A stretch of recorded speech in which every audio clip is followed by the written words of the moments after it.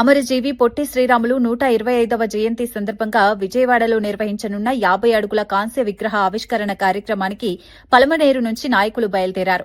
స్థానిక బజారు వీధి నుంచి ప్రత్యేక వాహనాల్లో వెళ్లే కార్యక్రమాన్ని పలమనేరు ఎమ్మెల్యే అమర్నాథ్ రెడ్డి జెండా ఊపి ప్రారంభించారు. ఈ సందర్భంగా ఎమ్మెల్యే మాట్లాడుతూ తెలుగు జాతి ఆత్మ గౌరవం కోసం ప్రాణాలర్పించిన మహనీయుడు పొట్టి శ్రీరాములు అని కొనియాడారు. ఆంధ్ర రాష్ట సాధన కోసం ఆయన 58 రోజుల పాటు నిరాహార దీక్ష చేసి త్యాగం చేసిన చరిత్రలో చిరస్థాయిగా నిలిచిందని చెప్పారు.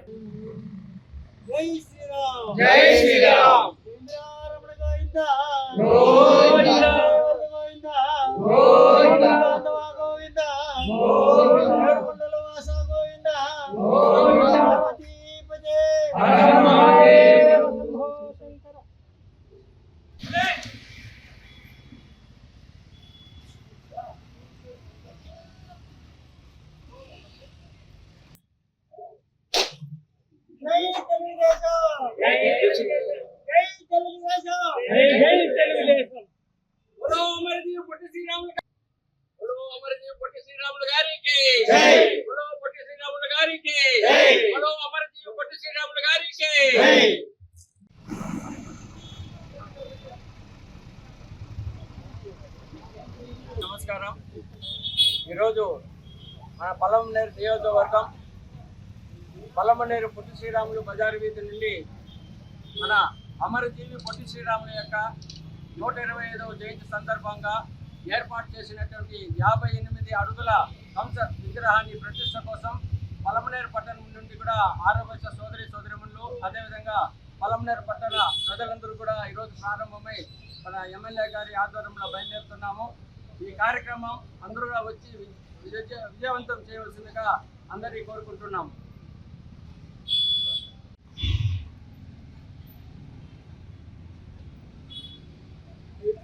పొట్టి శ్రీరాములు గారు భారతదేశంలో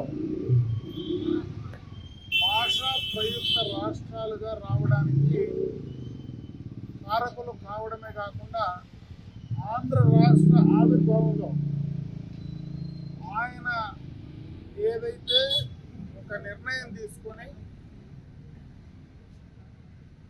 తెలుగువారు తెలుగు భాష మాట్లాడేటువంటి వాళ్ళకి మాకు ప్రత్యేకమైనటువంటి రాష్ట్రం కావాలని ఆయన బలిదానం చేసి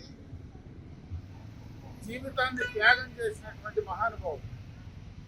అటువంటి మహానుభావుడి యొక్క కొత్త రాష్ట్రం ఏర్పడిన తర్వాత ఆయన్ని గుర్తించి ఈరోజు ఈ యొక్క కూటమి ప్రభుత్వం 58 అడుగుల ఉన్నటువంటి కాంస్య విగ్రహాన్ని అదేవిధంగా అమరావతిలో రాబోయేటువంటి భావి తరాలకు రాజధానిగా ప్రపంచ దేశాల్లోనే ఒక ప్రత్యేకమైనటువంటి రాజధానిగా ఎవరైతే భాషా ప్రయుక్త రాష్ట్రాలుగా ఏర్పడినటువంటి ప్రతి ఒక్కరూ కూడా గుర్తించాలా. ఇదేదో ఒక ఆంధ్ర రాష్ట్రానికి పరిమితమైనటువంటి కార్యక్రమం అయితే కాదు.